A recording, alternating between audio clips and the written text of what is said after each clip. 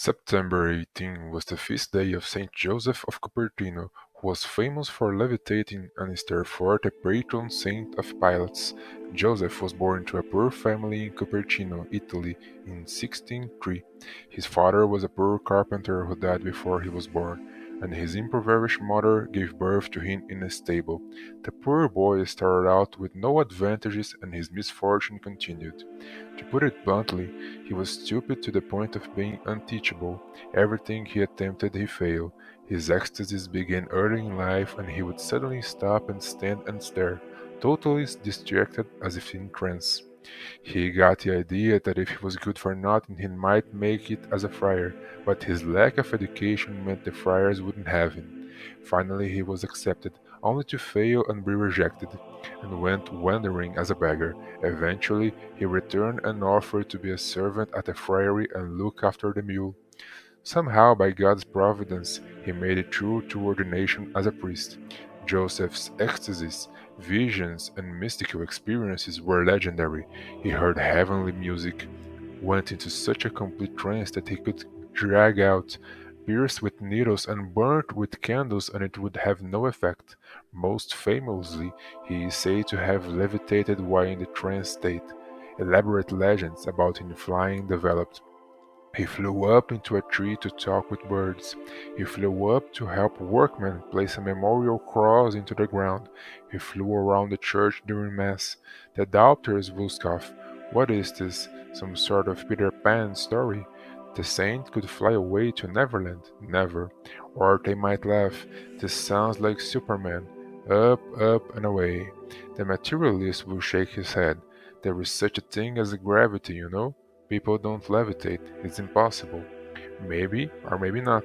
We have to take the more exaggerated stories of Saint Joseph's flight with a pinch of salt. In the face of supernatural phenomena, the Church expects us to have a position that is neither gullible nor cynical. In other words, we must look first for every natural explanation. But on the other hand, we must not rule out the possibility of miracles and the supernatural. In today's world, Joseph of Cupertino would probably be regarded as severely mentally disabled. He was a misfit mystic, quite apart from his medical experiences. His life of asceticism was so extreme that some people would say he had an eating disorder, that he was emotionally or mentally ill. During his lifetime, he was accused of witchcraft and reported to the Inquisition.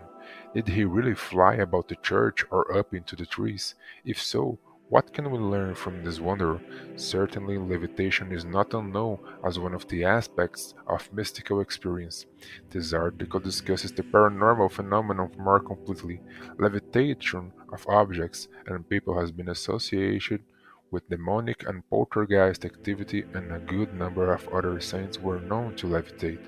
Saint Teresa of Avila, Saint Padre Pio, Saint Martin de Porres, Saint Francis, Saint Alphonsus Liguori, and the Russian Orthodox Saint Seraphim of Sarov.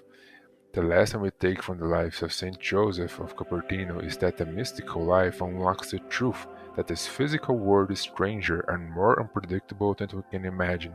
Reality is rubbery. It is not a closed system. There are more things in heaven and earth than our philosophy has dreamt of. If the world is not as predictable as we thought and there is an open-ended aspect to it, then prayer, the sacraments, and all that we believe as Catholics regarding the supernatural are valid possibilities. Secondly, we learn not to take life, and especially ourselves, too seriously. J.K. Chesterton said, "The angels can fly because they take themselves lightly." The same can be said of Saint Joseph. He took himself lightly. He was humble, therefore he was not heavy. He defied gravity because he was not grave. He levitated because of levity. I'm thinking of that scene in Mary Poppins where they visit Uncle Albert and float to the ceiling because they are laughing so much.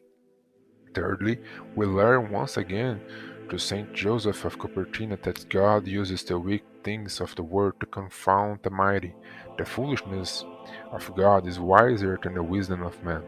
In worldly terms, Saint Joseph of Cupertino was a fool, a failure, and a flop. He was a nobody.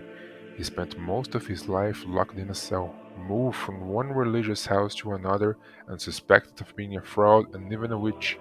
He made it to ordination by mistake and seemed even as a priest to be useless. God used his dedication and love.